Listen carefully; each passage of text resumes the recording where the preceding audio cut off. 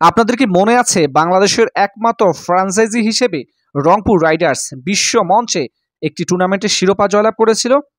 হ্যাঁ, global super league, যেটা গায়ানায় অনুষ্ঠিত হয়।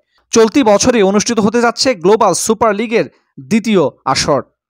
ইতিমধ্যেই এই আসরের চূড়ান্ত সময়সূচি ঘোষণা করেছে গ্লোবাল সুপার লিগের কর্তৃপক্ষ। গত আসরের মতোই এই আসরেও থাকছে 5টি দল। গত আসরে লাহোর কালান্দার্স খেললেও এবার থাকছে না এই দলটি, ভিক্টোরিয়াও থাকছে না। তার পরিবর্তে এবার যোগ দিয়েছে সেন্ট্রাল ডিস্ট্রিক্ট এবং বিগ ব্যাশের হোবার্ট হারিকেন।